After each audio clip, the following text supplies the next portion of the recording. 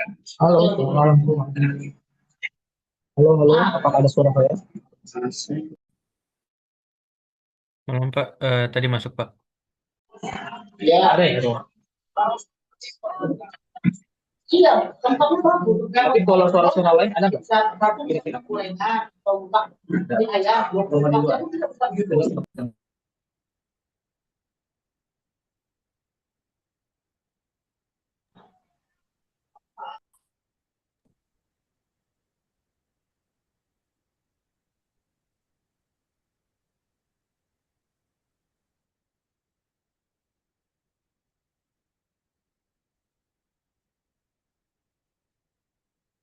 Malam teman-teman, kita mulai 4 menit lagi ya.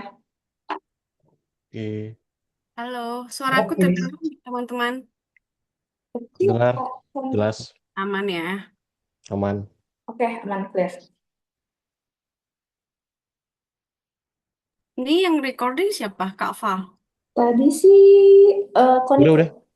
Iya, ini udah ke record kok. Pengen minta Iya, satu orang lagi aja backup kayak kemarin, jaga-jaga. Iya, ha. Biasa Pak Ketua tuh, Pak Odi.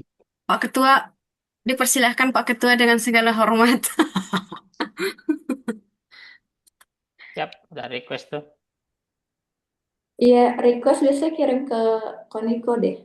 Ya, saya approve ya. Nah, Asik di proof.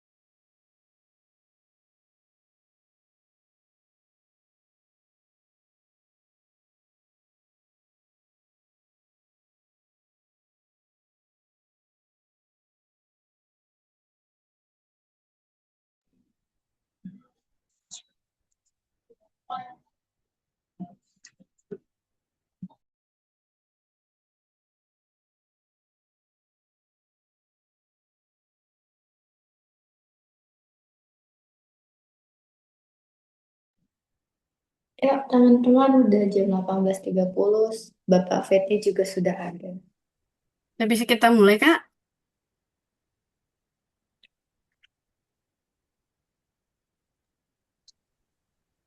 Kelasnya boleh ya? Ya bisa sih, kemungkinan.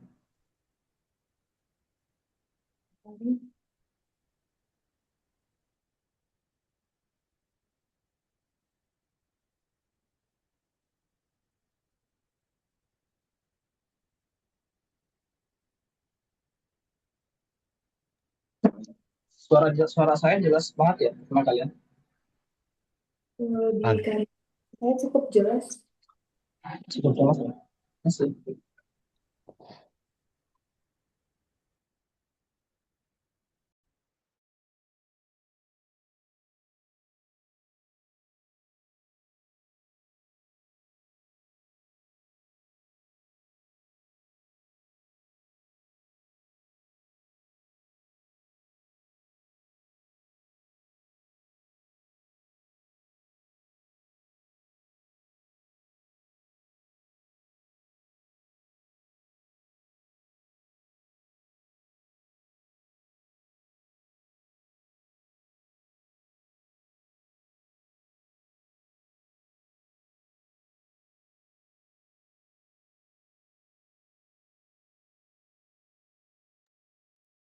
Malam Pak Faid, apakah sudah bisa kita mulai, Pak?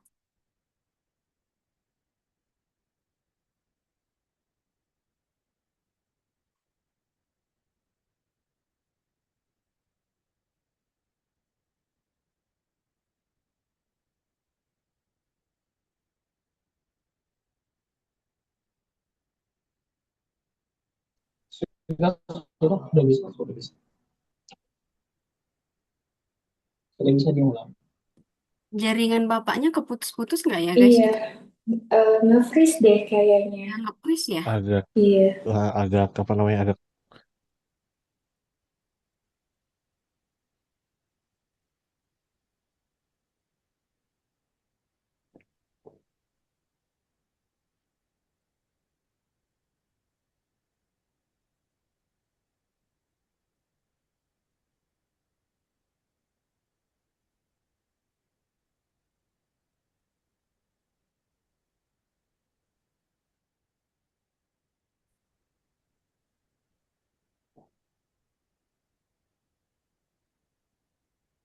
Halo, halo, halo, sorry, jaringan, jaringan.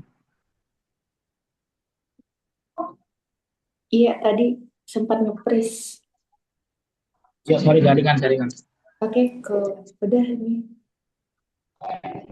Kita mulai ya, Pak ya? Udah ready ya, Pak ya?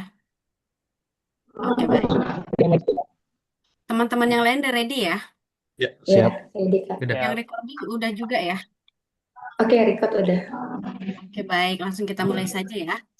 Shalom, Pak Frediano Yosep. Apa kabar, Pak?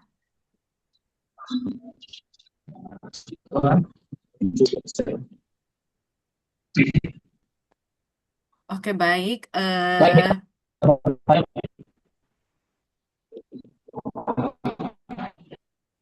Oke, Pak, jaringan Pak, masih. mohon maaf, Pak. Apa suara?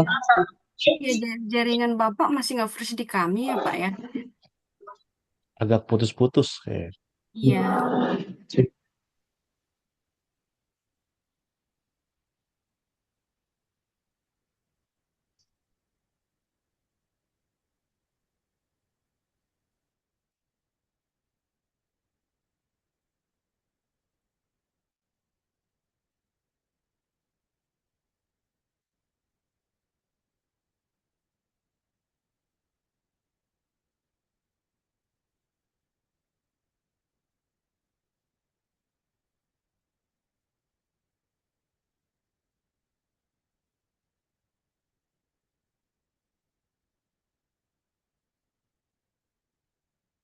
Cek, halo, halo, halo. Apa suara saya udah dengar?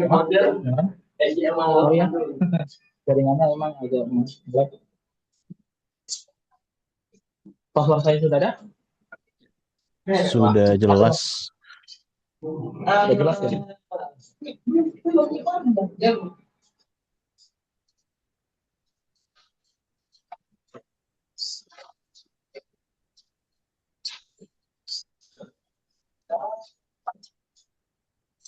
Oke,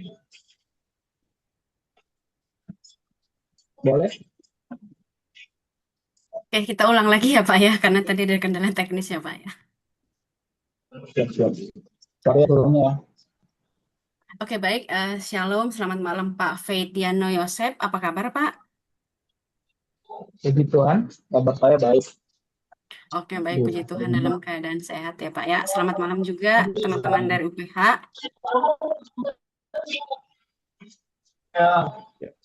Ya malam.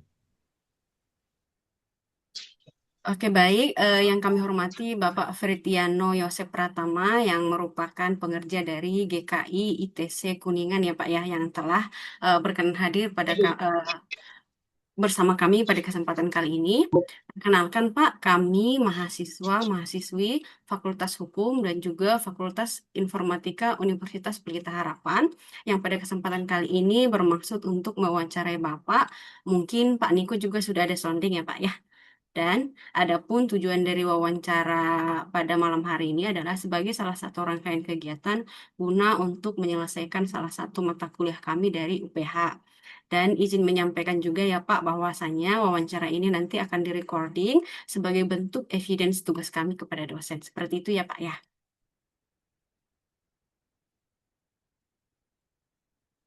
Oke, baik Pak. Sebelumnya perkenalkan nama saya Sandra, saya dari Fakultas Hukum yang pada kesempatan kali ini akan berperan sebagai moderator untuk kemudian memandu jalannya wawancara ini. Bersama saya juga sudah hadir 4 orang tim kelompok kami yang nanti juga akan mengajukan beberapa pertanyaan kepada Pak Faid. Mungkin biar diskusinya lebih hangat kepada teman-teman saya mungkin dapat memperkenalkan diri kepada Pak Faid terlebih dahulu ya. Silahkan teman-teman. Oke, malam Pak Faith. Ya, kenalkan saya Niko Pak yang kontak Bapak. Saya saudaranya Budi. Jadi salam kenal. Oke, saya dari UPH juga. Saya kebetulan jurusan hukum Pak. Nanti akan mewawancarai Bapak Fedli. Ya, terima kasih. Salam kenal, Pak Niko. Ya, salam kenal Pak Fedli. Saya Odi Bamantajulu sama dengan Pak Niko juga dari jurusan Ilmu Hukum UPH. Nanti akan bertanya pada Bapak juga beberapa pertanyaan.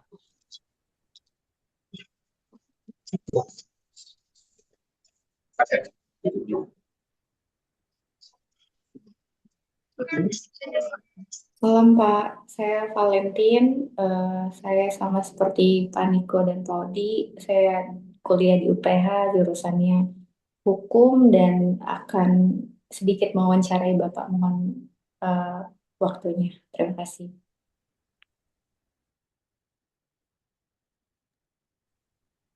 Eh, Salam kenal Pak, nama saya Maxwell Tanika Hardian, saya dari UP kelas karyawan jurusan Informatika dan seperti yang lain saya juga akan memberikan pertanyaan nanti ini. Oke, baik. Salam kenal semua ya. Oke, baik. Terima kasih kepada rekan-rekan semua. Dan pada kesempatan kali ini, kami juga berharap dengan hormat ya Pak Faid, agar kemudian Bapak juga dapat memperkenalkan diri kepada kami, agar nanti diskusi kita lebih lancar gitu ya Pak ya. Kepada Pak Faid, dipersilahkan Pak. Oke, baik. Terima kasih atas kesempatannya. Pertama-tama, saya mengucapkan terima kasih untuk pada seluruh tim bagian mahasiswa UPH yang sudah memberikan saya kesempatan diwawancarai dari hari ini. Nah, perkenalkan nama saya Fredly Yanoyose Pertama. Saya full timer dari GKSI, bukan GKI ya. GKSI, ITC Kuningan, Bethlehem ya. Ini GKSI Bethlehem ITC Kuningan. Nah, saya sebagai full timer di situ. Saya ya masih muda, sekitar 22 tahun. Jadi saya dari Jakarta, aduh kayak merasa tua banget gitu. Enggak, itu nggak apa-apa. Oke, mungkin hanya sekian dari saya. Terima kasih. Oke, baik. Terima kasih Pak atas perkenalannya. Pertama-tama kami mengucapkan terima kasih yang sebesar-besarnya kepada Pak Faid atas kesediaannya untuk meluangkan waktu untuk berbagi pengetahuan dengan kami ya Pak ya. Nah, Pak, kita langsung lanjut ke sesi berikutnya, yaitu mengenai tema yang kemudian mungkin kemarin juga sudah diinformasikan oleh Pak Niko ya, Pak ya. Dan pada kesempatan kali ini, kami ingin melakukan diskusi atau wawancara dengan topik kedatangan Kristus kembali dalam perspektif Bapak sebagai pengerja dari GKSI. Nah, melalui wawancara ini kami berharap dapat memperoleh pengetahuan, wawasan, dan pemahaman yang lebih mendalam atau holistis mengenai bagaimana kemudian Bapak memandang doktrin, konteks, respon, dan aplikasi praktis tentang kedatangan Kristus kembali tersebut. Dengan demikian, kita sebagai insan dapat memiliki pemahaman yang lebih luas dan lebih dalam lagi dan juga lebih komprehensif terkait kedatangan Kristus tersebut. Oleh karena itu, untuk pertanyaan pertama atau untuk pembahasan yang pertama, kita akan melakukan wawancara mengenai doktrin terlebih dahulu ya Pak ya. Nah, bagaimana kemudian doktrin tersebut itu dipandang oleh Bapak sebagai pengerja di KSI, mungkin dapat di-sharing kepada kami. Untuk itu, kepada Pak Niko, silahkan Pak untuk mengajukan pertanyaan. Ya, terima kasih Bu Rosa. Oke, selamat malam Pak Fadli. Mungkin pertanyaan pertama saya sampaikan.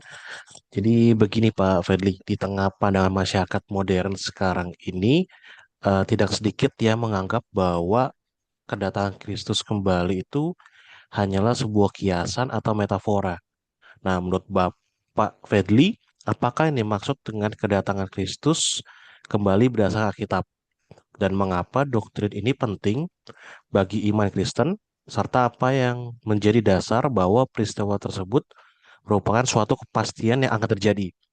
Kemudian, bagaimana Bapak Fadli membimbing jemaat-jemaat di sana agar sungguh-sungguh mengimani bahwa kedatangan Kristus kembali adalah peristiwa nyata sesuai dengan janji Tuhan yang ada di dalam Alkitab. Silakan dijawab, Pak. Oke, baik, terima kasih. Oke, yang pertama, yang menurut Alkitab, kedatangan Kristus kembali itu sudah dinyatakan ketika Tuhan Yesus datang kembali ke dunia ini dalam kemuliaannya, ya, untuk menggenapi rencana keselamatan Allah dan setiap kita manusia yang percaya. Ya. Oke. Nah, jadi dasar utama dari doktrin ini adalah perkataan Tuhan, ya, yaitu Tuhan itu sendiri. Ya, memang sudah benar akan dikatakan Tuhan akan datang kembali ke dunia ini sesuai janji Tuhan. Seperti dalam Yohanes 14 ayat 3, ya. Coba nanti teman-teman atau sahabat-sahabat tuh yang di UPH boleh nanti baca. Tuh ada satu-satu, bisa nggak kalian baca Alkitab? sorry. Bisa nggak kalian buka Alkitab di dalam Yohanes 14 ayat 3? Bisa nggak kalian bisa bukakan Alkitab di dalam Yohanes 14 ayat 3? Coba nanti Pak Niko yang bisa bacakan Pak. Ya. Yohanes 14 ayat 3. Yohanes berapa, sorry? Yohanes 14 ayat 3. Yohanes 14 ayat 3. Iya. Yohanes 14 ayat 3 ya. Silakan dibacakan Pak. Oke. Ini saya bacakan, Pak. Boleh silakan bacakan Pak. Oh ya, Yohanes 14 ayat 3. Oke. Dan apabila aku telah pergi ke situ dan telah menyediakan tempat bagimu, aku akan datang kembali dan membawa kamu ke tempatku, supaya di tempat di mana aku berada, kamu pun berada. Nah, ayat itu udah sangat jelas ya, di mana dikatakan aku akan datang kembali dan menjemput kita karena Tuhan sudah menyediakan tempat bagi kita. Nah, jadi janji Tuhan itu atau yang dikatakan kedatangan Tuhan itu bukan hanya sekedar kiasan atau metafora, tapi itu benar-benar janji Tuhan yang sudah Tuhan nyatakan sesuai dengan berdasarkan Alkitab, ya. Jadi kita sebagai orang percaya harus meyakini dan doktrin ini sangat penting bagi iman kepercayaan Kristen karena menjadikan pengharapan, penghiburan, dan dorongan untuk hidup yang kekal. Ya, orang percaya tidak hanya beriman kepada Kristus yang telah mati, ya, dan bangkit, tetapi juga menantikan kedatangannya kembali sebagai penggenapan jalan keselamatan. Pengharapan ini atau iman Kristen ini sangat untuk menguatkan jemaat untuk menghadapi penderitaan, pencobaan, ya, dan ketidakadilan di dunia ini. Seperti tertulis di dalam Timotius 2 ayat 13. Coba baca salah satu. Boleh Pak Niko lagi baca dalam Titus 2 ayat 13. 2 Timotius berapa, sorry? 2 Timotius Titus 2 ayat 13. Titus 2 ayat 13. Titus 2 ayat 13. Titus 2 ayat 3 ya? Ayat 13. 13 ya. Oke, Titus 2 ayat 13. Dengan menantikan penggenapan pengharapan kita yang penuh bahagia dan pernyataan kemuliaan Allah yang Maha Besar dan Juru Selamat kita, Yesus Kristus. Nah, itu sudah sangat-sangat kita harus pegang gitu ya, bahwa orang percaya akan menantikan pengharapan yang penuh bahagia dengan kenyataan kemuliaan Allah yang besar menjadi selamat kita Yesus Kristus. Jadi kita sebagai orang percaya, sebagai orang Kristen, ya harus sebagai orang Kristen harus mempercayai bahwa ya Tuhan datang itu bukan hanya sebagai hiasan atau metafora, tapi janji Tuhan pada kita itu apa? Ya, saya sudah katakan tadi, janji Tuhan itu adalah menebus segala dosa kita dan memberikan kita keselamatan. Ya. Nah, dan tadi ada juga membimbing jemaat gitu ya, Pak Niko tadi ya. Ada ya tadi ya, membimbing jemaat sungguh-sungguh dan jangan dijawab tentang peristiwa nyata, benar ya. Nah, Betul. jadi dalam membimbing atau membimbing jemaatnya, dalam membimbing jemaat, saya harus menekankan bahwa pengajaran kita secara utuh mengenai Tuhan Yesus Kristus kembali ke dunia ini melalui khotbah atau pendalaman Alkitab. Ya, jemaat dan juga jemaat perlu diajar memahami bahwa iman kepada kedatangan Kristus bukan didasarkan sebagai spekulasi mengenai waktu, melainkan pada janji Allah yang sudah pasti. Karena itu fokus utama bukan menebak kapan Yesus datang, tetapi hidup di dalam kekudusan, ya, hidup di dalam kekudusan. Selain itu, jemaat perlu didorong untuk memajukan iman tersebut melalui kehidupan yang kudus, setia dalam pelayanan, tekun memberitakan Injil, serta mengasihi sesama. Ya, itu sesuai dengan apa yang diajarkan Tuhan pada kita, mengasihi sesama. Jadi dengan demikian, berdasarkan Alkitab, kedatangan Kristus adalah peristiwa yang nyata, ya, bukan hanya sebagai hiasan bahkan metafora, tapi kedatangan Tuhan itu adalah janji Tuhan yang nyata, ya, dan menjadi pengharapan bagi setiap orang percaya. Jadi doktrin ini mendorong umat Kristen atau umat percaya yang percaya sama Tuhan harus hidup di dalam iman, kekudusan, setia, dan menantikan kedatangan Tuhan, ya, di dunia ini. Itu mungkin hanya jawab dari pertanyaan pertama tadi itu ya. Jadi kita harus bukan hanya sebagai hiasan doang kedatangan Tuhan, tapi itu benar-benar kesaksian nyata atau menurut Alkitab itu adalah janji Tuhan yang nyata. Oke. Demikian untuk Oke. Ya, terima kasih Pak Fredly untuk jawaban pertamanya. Mungkin pertanyaan kedua saya mulai Pak. Dalam pelayanan pengajaran di gereja, bagaimana Bapak Fredly membahasakan makna kedatangan Kristus kembali ini kepada jemaat? Terus bagaimana cara menyampaikannya agar pesannya tetap berakar kuat pada kebenaran Alkitab, namun bahasanya itu lebih mudah dipahami dan terasa dekat dengan keseharian jemaat di gereja saat ini? Oke. Yang mungkin dalam pengajaran di gereja, ya, itu saya berusaha untuk membahas makna kedatangan Tuhan Yesus Kristus kembali ke dunia ini, ya, dengan sederhana tanpa mengurangi kebenaran Alkitab atau kebenaran firman Tuhan. Saya menjelaskan kepada jemaat bahwa kedatangan Kristus kembali adalah janji Tuhan Yesus sendiri, ya, sama seperti kita janji keselamatan melalui kematian dan kebangkitan, ya. Oke. Demikian juga janji bahwa ia akan datang kembali pasti akan terjadi. Karena itu kedatangan Kristus kembali bukan sekedar cerita, seperti yang saya katakan tadi, atau perumpamaan, melainkan peristiwa yang nyata. Agar mudah dipahami, saya sering menggunakan ilustrasi yang dekat dengan kehidupan sehari-hari. Ya, oke. Nah, penantian itu bukan dilakukan dengan rasa takut. Ini yang harus seringkali terjadi di anak-anak di orang-orang percaya yang merasa takut bahwa kedatangan Tuhan itu bentar lagi. Tapi yang harus kita syukuri bahwa janji Tuhan itu benar-benar nyata, ya. Oke. Jadi kita tidak perlu merasa takut bahwa kita harus atau kita harus penuh dengan sukacita. Kalau Yesus datang, kita harus bersyukur bahwa janji Tuhan itu sudah sungguh-sungguh tergenapi di depan kita. Ya, nah itu. Jadi dalam penyampaian pengajaran tersebut juga, pengajaran Alkitab juga, saya selalu mendasarkan penjelasan Alkitab seperti perkataan Yesus di dalam tadi yang sudah saya sebutkan ayat tadi, ayat Alkitab tadi di Yohanes 14 ayat 3. Ya, bahwa ia datang kembali bukan hanya sekedar hiasan atau metafora, ya, tapi Yesus itu mengajarkan untuk membawa umat ke satu pengajaran yang benar-benar nyata, ya.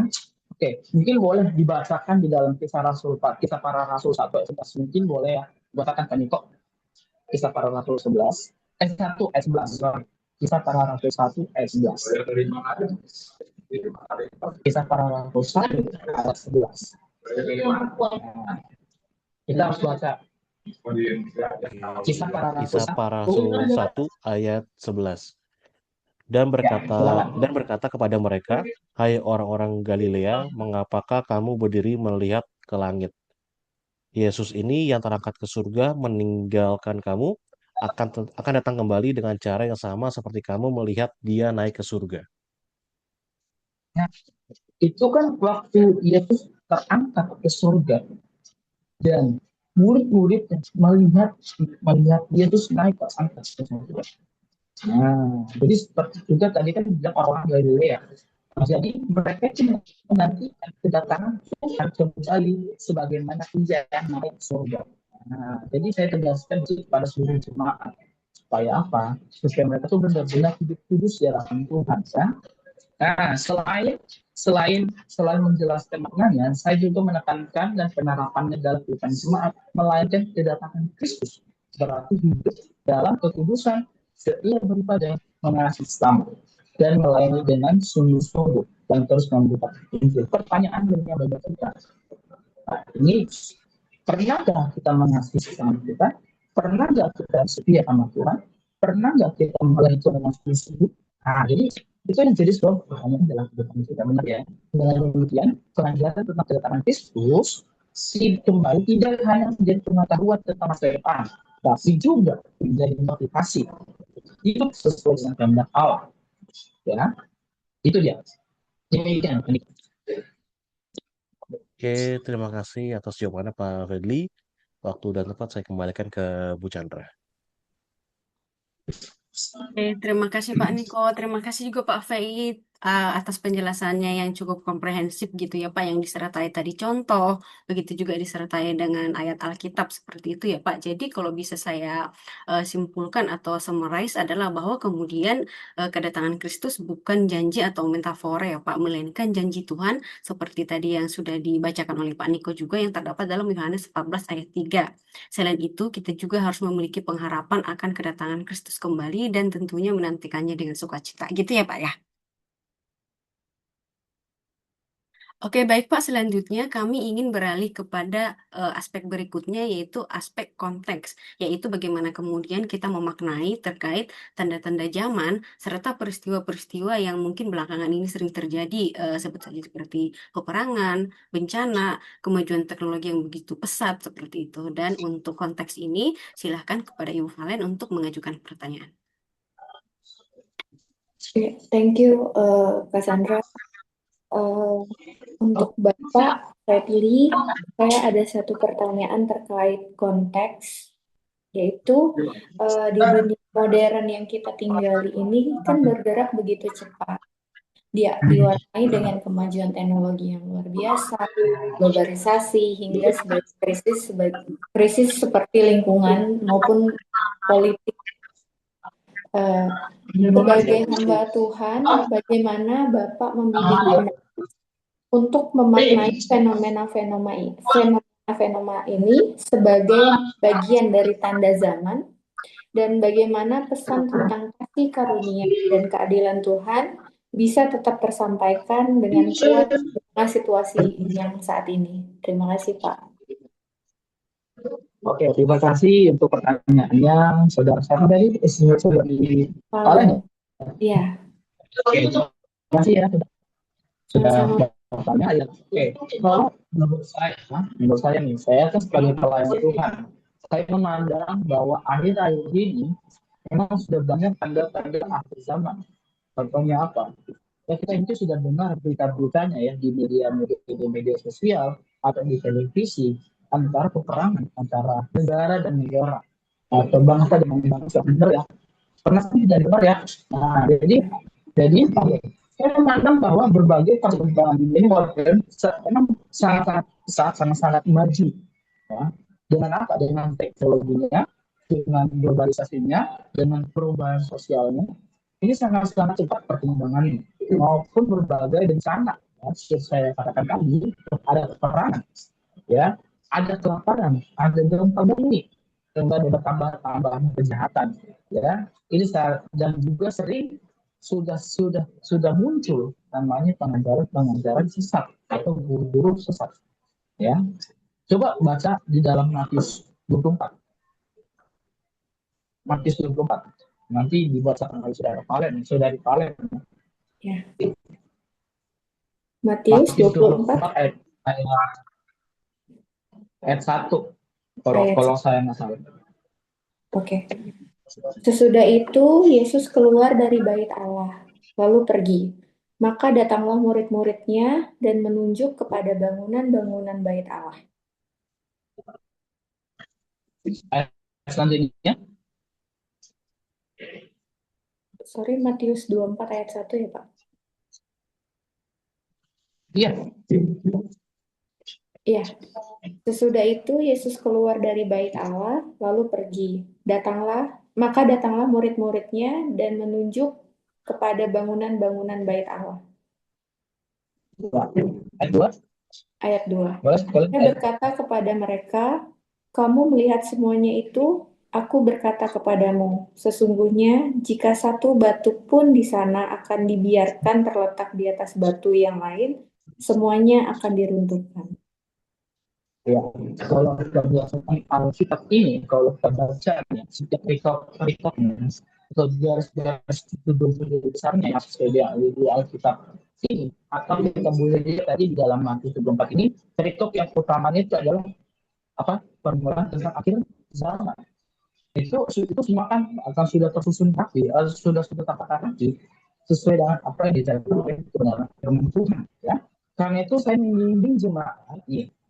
Saya membimbing jemaat untuk melihat fenomena tersebut bukan sebagai alasan untuk hidup, malah ketakutan akan membuat mereka sebagai penderitaan. Tetapi tidak. Tetapi yang saya harus membimbing jemaat itu mereka harus setia kepada Tuhan dan hidup sesuai dengan kebenaran firman Tuhan. Mungkin di dunia ini sangat pesat perkembangan teknologi, perkembangan zaman, kemajuannya ya tadi globalisasi, perubahan sosial, ya. Tapi yang harus saya bimbing jemaat itu adalah mereka harus setia kepada Tuhan dan semakin tekun dan beribadah sama Tuhan. Ya, itu dia. Dan juga di tengah-tengah situasi ini, di tanda-tanda akhir zaman ini, sesuatu tentang yang harus kita ketahui adalah kasih karunia Tuhan harus tetap menjadi pusat dalam kehidupan. Saya mengajarkan bahwa sekalipun dunia penuh beberapa persoalan, Allah tetap mengasihi manusia. Itu yang harus kita perhatikan.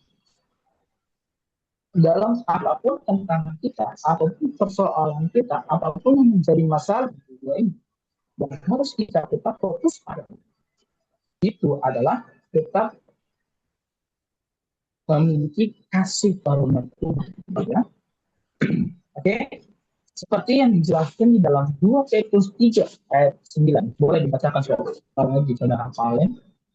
2 Petrus 3 9. Soalnya kita mungkin bisa kalau banyak baca ayat kita. 2 Petrus 3 ayat 9. ayat 9. Benar. Baik. Tuhan tidak lalai menempati janjinya, sekalipun ada orang yang menganggap sebagai kelalaian, tetapi ia sabar terhadap kamu, karena Ia menghendaki supaya jangan ada yang binasa, melainkan supaya semua orang berbalik dan bertobat.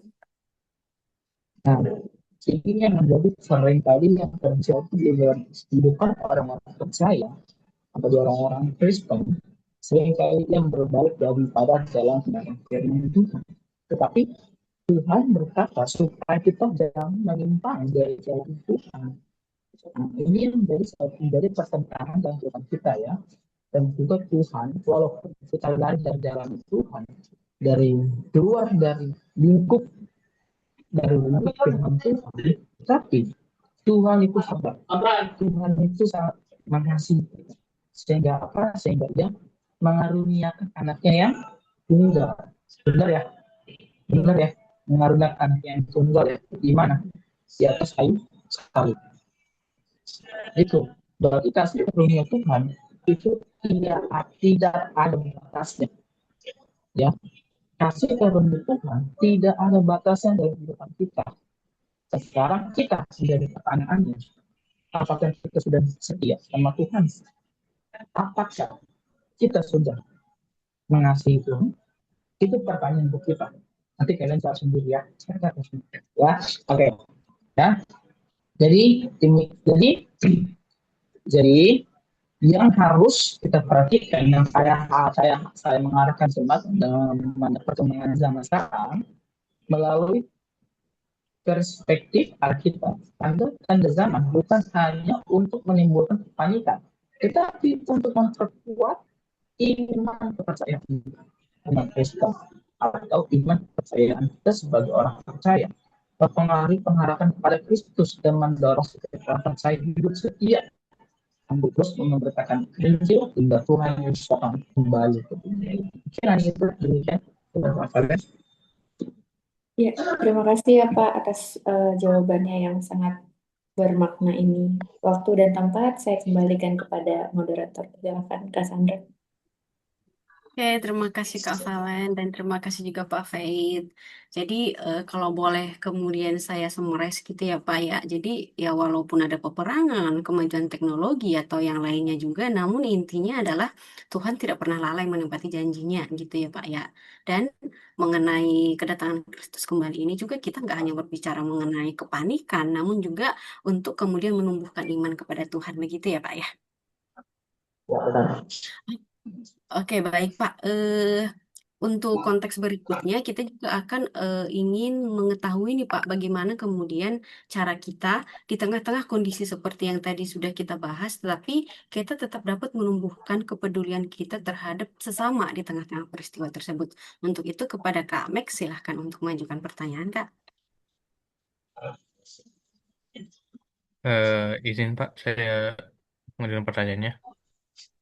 Melihat banyaknya peristiwa memprihatinkan akhir-akhir ini, seperti peperangan, bencana alam, hingga krisis kemanusiaan, tentu tidak sedikit jemaat yang bertanya-tanya, sebagai hamba Tuhan, bagaimana Bapak Faith mendampingi umat dalam memaknai peristiwa-peristiwa ini sebagai tanda-tanda zaman dengan bijak? Lalu, bagaimana menolong mereka agar tetap memiliki kepedulian tanpa harus terjebak pada kepanikan ataupun penafsiran yang salah? Oke, terima kasih Pak Max ya. Oke, silakan Pak Max atas pertanyaannya. Saya kan ingin menjawab dari pertanyaan Pak Max. Oke, sebagai hamba Tuhan atau sebagai pelayan Tuhan, saya mendampingi jemaat untuk mengajak mereka melihat terlebih dahulu spesifik atau persifik Alkitab. Bukan semata-mata melalui informasi yang sudah beredar di media sosial. Akan ada terjadi peperangan. Akan terjadinya kejahatan. Itu sebelum terjadi semua peperangan, sebelum terjadinya ada kejahatan, itu sudah ada tertulis di dalam Alkitab. Itu ya. Itu sudah ada tertulis dalam Alkitab. Jadi Alkitab menyebutkan bahwa sebelum kedatangan Kristus akan terjadinya, khususnya saya sudah katakan tadi, kejahatan, peperangan, kelaparan, dan lain-lainnya, bencana alam. Ya. Namun Nih, ini yang perlu harus kita perhatikan. Namun Yesus juga mengingatkan agar umat jangan terkejut dan tidak bisa karena semua itu akan terjadi. Tetapi akhir belum tiba. Tetapi tanda-tanda akhir itu akhir zaman belum tiba. Karena itu saya menolong jemaat. Ini, saya sebagai hamba Tuhan, saya menolong jemaat untuk memahami bahwa peristiwa tersebut bukan alasan untuk hidup dalam ketakutan, kegelisahan, kekhawatiran, tidak. Tapi saya menyimpulkan bahwa kita harus mengetahui waktu kedatangan Tuhan. Tapi ya, nih Alkitab dengan jelas mengatakan bahwa tidak seorang pun yang tahu hari maupun saat kedatangan Kristus selain Bapa. Kita tidak tahu. Emang kita tidak tahu bahwa Tuhan Yesus itu Tuhan itu akan datang pada tahun segini. Itu salah. Prediksi itu salah. Tapi yang harus kita perhatikan sesudah ajar firman Tuhan bahwa kedatangan Tuhan itu tidak tahu kita akan waktunya ini. Ingat itu. Kita tidak tahu waktu Tuhan itu datang kapan. Jadi kita sebagai orang Kristen harus siap sedia. Ya, oke. Selanjutnya, saya juga mengingatkan bahwa setiap jemaat atau pengikut Kristus ini harus merespon dengan benar bahwa diwujudkan dalam kasih dengan kepedulian. Ya, jika terjadi peperangan, bencana alam, maupun kemanusiaan, gereja dipanggil untuk berdoa, ya, memberi pertolongan. Jadi kita kalau ada tadi ditanya bagaimana menolong mereka, ya. Jadi jawabannya adalah kita harus berdoa. Itu ya. Oke. Selain itu, saya mendorong jemaat dan saya mendorong jemaat untuk tetap berpegang teguh ada pengharapan dan kebenaran firman Tuhan. Walaupun dunia mengalami krisis ekonomi, mungkin dunia mengalami problema, ya mungkin sekarang ini kita tahu berita-berita yang sudah terjadi. Tapi ingat, itu bukan akhir dari akhir zaman, ya. Oke. Jadi nih, kalau saya tegaskan bahwa Tuhan tetap berdaulat atas sejarah dan memegang kendali atas segala sesuatu. Kedatangan Kristus kembali merupakan pengharapan yang diberikan kekuatan bagi orang percaya untuk tetap setia di dalam keputusan dan tidak kehilangan iman di tengah situasi yang sulit dengan apapun. Ya. Jadi kita nggak usah khawatir, kita nggak usah cemas, kita nggak usah perlu takut. Tuhan selalu pasti akan memberikan kita kepastian. Contoh nih, kita contoh aja ya, kita saya kasih ilustrasi. Contoh nih, kita sebagai cowok nih mau dekat sama cewek, contohnya, mungkin ceweknya, ini nggak ada kepastian nih, seperti itu. Ya enggak ya. Jadi saya juga kan cewek itu untuk kepastiannya kan, performance ke ini mau dia, tapi tidak, itu beda konteks. Tapi kita sebagai orang Kristen harus menunggu Tuhan datang dua kalinya. Bukan hanya kita meramal, tapi kita belum tahu kapan tiba kedatangan Tuhan. Oke, mungkin hanya itu, Pak Max. Terima kasih banyak Pak atas jawabannya. Saya kembalikan ke Kak Chandra untuk ini. Oke, baik. Terima kasih Kak Max dan juga Pak V. Terima kasih kembali ya Pak atas penjelasannya yang cukup komprehensif gitu ya. Hal ini kemudian benar-benar menjadi pembelajaran yang baru bagi kami seperti itu Pak. Jadi intinya apapun yang terjadi kita harus tetap berdoa karena dalam doa itu pasti ada pengharapan gitu ya Pak ya. Selain itu apapun yang terjadi entah peperangan, entah bencana, entah apapun itu Tuhan tetap berdaulat di atas itu semua gitu ya Pak ya. Oke, baik Pak. Untuk pertanyaan berikutnya ini mungkin akan sedikit mendalam ya Pak ya, yaitu terkait respon dan juga aplikasi praktis dari topik kedatangan Kristus kembali tersebut. Nanti pertanyaannya akan diajukan oleh Pak Odi kepada Pak Odi, dipersilahkan Pak. Baik, terima kasih Bu Chandra. Izin Pak Petriano, saya akan bertanya untuk dua pertanyaan. Yang pertama, pengharapan akan kedatangan Tuhan tentu bukan sekadar pengetahuan ya Pak, melainkan panggilan untuk hidup yang untuk lebih baik. Nah, sebagai hamba Tuhan Pak, saat ini pesan praktis apa yang paling sering Bapak Fedliano sampaikan agar jemaat terdorong meresponnya dengan sungguh-sungguh, Pak? Terutama memotivasi mereka untuk berani mengambil keputusan tentang iman mereka, hidup mereka, pertobatan sejati, serta setia menjaga kekudusan sehari-hari dalam kehidupannya mereka, Pak. Oke, terima kasih Pak Ogi atas pertanyaannya. Di sini saya menjawab. Oke, sebagai hamba Tuhan, sebagai pelayan Tuhan, saya selalu mengingatkan atau menekankan kepada jemaat bahwa selalu harus ada namanya dipegang dalam pengharapan. Saya berulang-ulang kembali ini kata pengharapan, ya, dan pengharapan akan kedatangan Kristus kembali. Bukan hanya pengetahuan masa depan, ya. Oke, jadi Alkitab mengajarkan kalau setiap orang percaya dipanggil untuk hidup untuk berjaga-jaga, setia dan kudus sambil menantikan Tuhan. Mungkin boleh bacakan Pak Oji ya dalam Matius 24 ayat 42. Matius 24 ayat 42. Matius 24 ayat Matius 2, Pak ya. 24. Matius 24 ayat 4. Oke, Pak. Saya buka dulu, Pak. Oke. Matius Itu 24. ayat 42.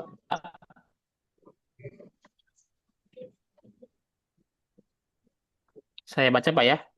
Matius 24 ayat 42, karena itu berjaga-jagalah sebab kamu tidak tahu pada hari mana Tuhanmu datang. Nah, boleh disambung lagi dengan ayat 1 Petrus 1 ayat 15 sampai 16. 1 Petrus 1 Petrus ayat 15. 1 ayat 15 sampai 16. 1 Petrus berapa? 1 Petrus 1 ayat 15 sampai 16. 1 Petrus 1, Pak ya? Ya, ayat 15. Oke, Pak. Saya baca ya, 1 Petrus 1 ayat 15 dan 16. Tetapi hendaklah kamu menjadi kudus di dalam seluruh hidupmu, sama seperti Dia yang kudus yang telah memanggil kamu. Sebab ada tertulis, kuduskanlah kamu sebab aku kudus. Nah, ini jadi kita sebagai orang Kristen, sebagai orang percaya harus hidup apa? Kita kan tadi mengatakan apa? Harus hidup kudus. Nah, kan pertanyaannya, apakah kita sudah hidup kudus? Jawab di dalam diri kita masing-masing, ya. Dan dikatakan sudah ayat 5 ya, 24 mengatakan bahwa tadi apa berjaga-jaga. Ya, kita memang jadinya media sosial ya. Bisa saja kita menggunakan media sosial dengan mensalahkan gunakan. Benar ya? Mensalahkan gunakan. Ya. Nah, jadi kita sebagai anak yang percaya atau sebagai umat Tuhan harus berjaga-jaga supaya hidup kita jangan ternodai dengan hal-hal yang tidak berkenan di hati Tuhan. Karena saya tadi kan di dalam satu teks yang mengatakan bahwa harus kita hidup kudus di hadapan Tuhan. Nah, jadi yang harus kita pesan praktis nih, pesan yang harus saya sampaikan sering pada jemaat adalah agar mereka membangun hubungan itu melalui apa? Bagaimana? Apa yang saya sering saya katakan pada jemaat agar mereka itu selalu mempunyai hubungan dengan Tuhan atau mempunyai mereka relationship ya, mempunyai hubungan dengan Tuhan melalui apa? Doa. Melalui doa, ya. Melalui doa. Ini yang harus kita, karena doa adalah alat komunikasi kita dengan Tuhan. Ya, alat komunikasi kita dengan Tuhan. Jadi sebelum kita tahu, sebelum kita menyampaikan apa yang kita inginkan sama Tuhan, Tuhan sudah tahu.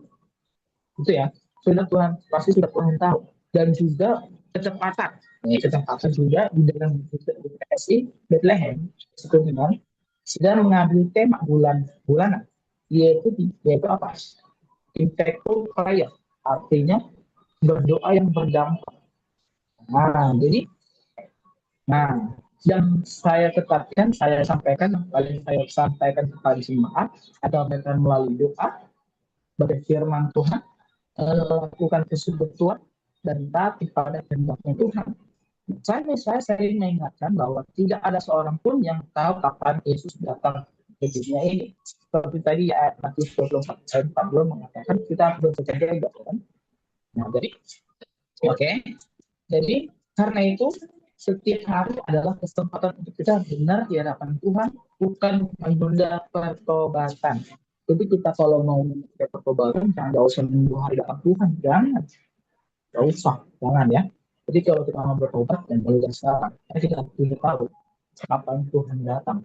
Ya, saya juga mendorong jemaat untuk memberanikan mengambil keputusan iman, yaitu sungguh-sungguh percaya kepada Tuhan, meninggalkan kehidupan yang lama dan menjadi hidup yang baru.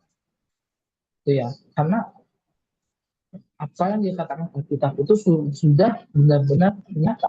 Ya, oke. Jadi serta menghasilkan buah pertobatan dalam kehidupan kita sehari-hari. Jadi kalau kita sudah mengakui dosa-dosa kita, mengakui kesalahan-kesalahan kita sama Tuhan, ya, kita akan mendapatkan hasil pertobatannya, ya. Kita akan mendapatkan hasilnya. Ya. Jadi pertobatan sejati bukan hanya penyesalan atas dosa, ya, ingat itu sekali lagi, pertobatan sejati bukan hanya penyesalan dari dosa, tapi perubahan yang nyata yang terlihat oleh kasih yang kepada sesama, kejujuran, kerendahan hati, pengampunan, dan kesetiaan dalam menjalankan tugas panggilan Tuhan. Ya. Jadi kita kalau ingin mau melakukan pertobatan, bukan tunggu nanti Tuhan datang, tidak. Jadi mulai dari sekarang ini, dan kita, kalau kalian mengaku dosa dan sudah melakukan pertobatan berbeda hari ini, dan kita akan menghasilkan buah yang baik. Ya. Oke, jadi selain itu saya juga mengingatkan kepada setiap jemaat supaya mereka hidup terus karena usaha menjadi bukan usaha manusia semata, ya, melainkan karya Roh Kudus dan bukan kita berbuat orang percaya. Memang itu sudah dikuduskan dalam Tuhan lewat apa? Lewat kematiannya di kayu salib, dan Tuhan mencurahkan Roh Kudus kepada setiap umat-umat percaya. Dia di mana? Di atas loteng Yerusalem. Ya, di situ Tuhan mencurahkan Roh Kudus. Jadi kita sudah dicurahkan Roh Kudus. Kalau kalian nggak percaya, baca di dalam Kisah Para Rasul 2. Nanti sudah sampai akhirnya. Nanti kalian baca nanti di Kisah Para Rasul 2 ya. Oke. Karena itu jemaat perlu terus bergantung kepada Tuhan agar aku hidup sesuai dengan kehendak Allah. Jadi kita harus mengaplikasikan bahwa kita itu harus menaruh sepenuhnya harapan kita, sepenuhnya hidup kita kepada Tuhan. Jangan kita menaruh harapan hidup kita itu sama-sama kepada Tuhan. Jangan. Tapi sepenuhnya kita menaruh pengharapan dan iman dan kesetiaan kepada Tuhan. Mungkin hanya itu, Pak Oni, silakan. Baik Pak Fedli, saya izin Pak bertanya satu pertanyaan lagi. Ini Ya, pertanyaan lanjutan dari yang tadi Pak. Mengajarkan tentang kedatangan Tuhan kan di tengah umat itu yang sedang memikul beban berat atau sedang berkesusahan Tuhan suatu kali sendiri Tuhan bagi Tuhan sendiri, mana Bapak sedang berhadapan dengan kehilangan atau tidak kepastian hidup Pak, nasihat seperti apa yang diberikan agar janji kedatangan Kristus itu terasa nyata dan mampu menopang mereka dalam kelemahannya Pak. Oke. Kalau saya sih, biasanya saya mendorong mereka atau mengarahkan mereka supaya itu tetap sesuai dengan saya katakan tadi ya, melalui doa. Nah, itu dia. Ya, kita mengarahkan kepada jemaat untuk berdoa kepada Tuhan, firman Tuhan, bagi yang lemah, bagi yang tidak berdaya, kita mendoakan orang yang merasakan atau melakukan kelemahan atau ya harus namanya kelemahan lah atau susah gitu ya. Nah, jadi atau ketidakmampuan. Gitu. Jadi kita harus menopang, menolong, dan mendoakan. Dan juga kemudian bahwa saya mengarahkan mereka untuk supaya mereka itu percaya kepada Tuhan bahwa Tuhan itu tidak pernah meninggalkan umatnya dalam penderitaan, ya. Ini tadi kan di sini tadi pertanyaannya mendampingi menghadapi kehilangan atau ketidakpastian hidup. Ingat satu hal bahwa Tuhan itu tidak pernah meninggalkan kehidupan kita.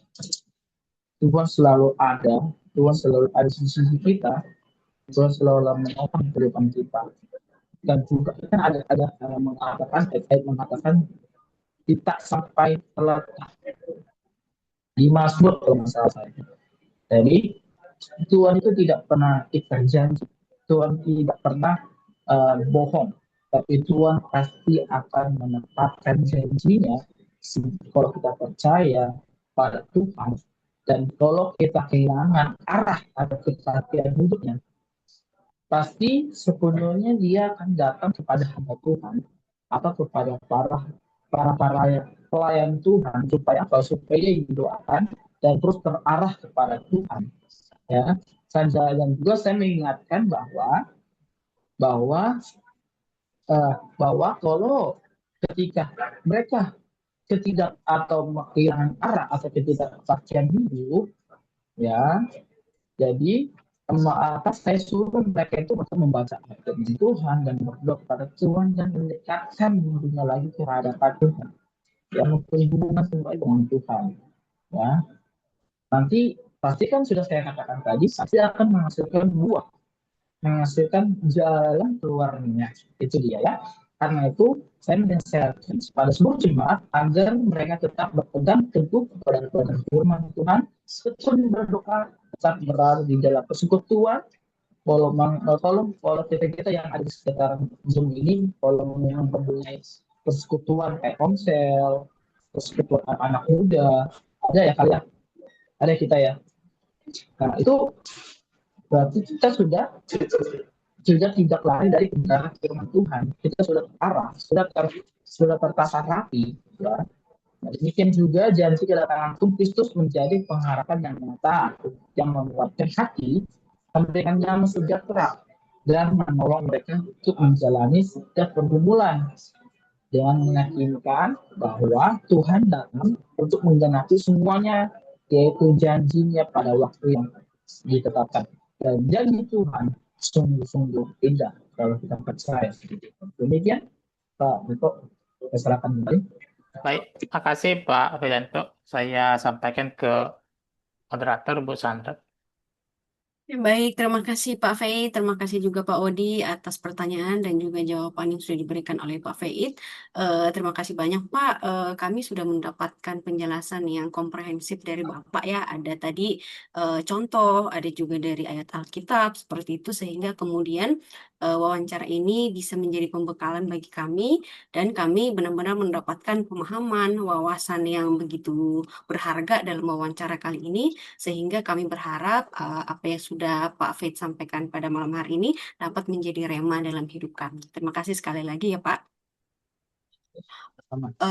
Oke Pak, namun sebelum mengakhiri sesi wawancara kali ini, jika berkenan kami memohon dengan hormat agar kemudian Pak Faith bisa menyampaikan closing statement-nya Pak, agar kemudian bisa menjadi pemantik gitu bagi kami. Dipersilahkan Pak. Gimana itu maksudnya? Sorry, gimana maksudnya? Closing statement aja Pak, jadi kayak pesan penutup aja bagi kami mahasiswa yang masih haus akan kedatangan Kristus ini gitu Pak. Ya, oke. Jadi kita kan sudah percaya dengan Tuhan, kita sudah setia sama Tuhan, kita sudah melayani Tuhan. Mungkin kita sekitar sini sudah ada melayani gereja, sudah ada ya. Mungkin kita pelayanan sebagai gurmet atau WL, singer atau sound, kita kan share, ya. Jadi kita harus nggak perlu takut dan khawatir. Dan juga yang harus kita tekankan, yang harus kita pastikan kuatkan dalam iman kita adalah setia dan beribadah kepada Tuhan. Itu aja sih sebenarnya sih. Kita harus setia, jangan pernah kita setengah-setengah mengikut Tuhan, dan kita harus benar-benar menyerahkan hidup kita sepenuhnya dalam Tuhan. dan Tuhan pasti akan memberikan kita keindahan yang sungguh-sungguh. Terima kasih. Saya serahkan kembali kepada Sandra. Oke, baik. Terima kasih Pak Faid. Jadi begitu ya teman-teman, kita harus tetap setia apapun yang terjadi begitu ya. Katakan amin. Amin. Oke, baik. Terima Amin. kasih. Oke, baik. Terima kasih Pak Faid atas closing statement-nya juga. Kami sekali lagi mengucapkan terima kasih atas waktu, kesediaan, pemikiran, dan juga penjelasan yang sudah diberikan kepada kami. Kami juga mohon maaf ya Pak ya apabila kemudian pada saat proses wawancara ini terdapat kekurangan, entah itu dari cara penyampaian maupun intonasi kami dalam menyampaikan. Mohon maaf ya Pak, karena kami juga masih belajar. Seperti itu ya Pak ya. Oke, nggak masalah. Dan juga saya juga mungkin ada kata-kata yang kurang enak gitu kalau dengar, terus saya minta maaf ya. Oke, baik. Terima kasih, Pak. Sebelum meninggalkan ruangan Zoom ini, kami mohon kesediaan Bapak untuk kemudian kita berfoto bareng dulu ya, Pak. Silakan Kak Valen, boleh diambil Boleh. fotonya dulu. Oke, saya ambil alih ya, teman-teman. Lihat ke kamera di 1, 2, 3. Sebentar. Sekali lagi, 2 kali lagi maksudnya. 1,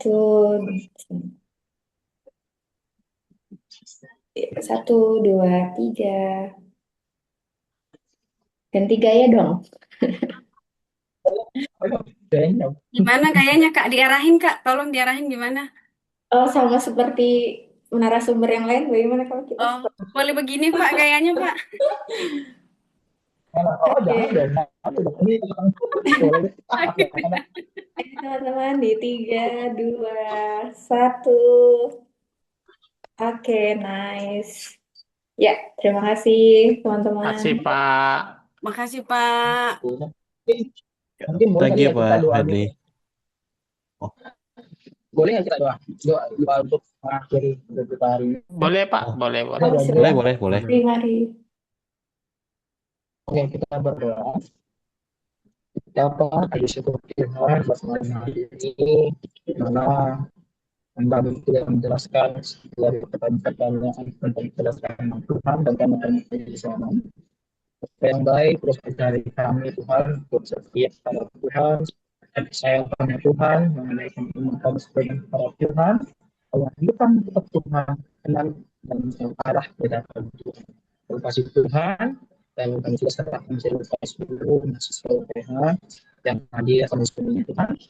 Kau selalu memberkati kehidupan mereka dalam studi mereka, Tuhan selalu mensertai mereka dan mendorong mereka hingga selesai nanti akan Tuhan. Terima kasih Bapak. Bisa lakukan semuanya dalam tangan Tuhan dan mengakhiri diskusi kami dalam ini. Terima kasih. Amin. Amin. Amin. Amin. Terima kasih, Pak Oke. Faid. Terima Sehat selalu ya, Terima kasih Pak. Pak. Thank you Pak Faid. Boleh Pak. Thank you.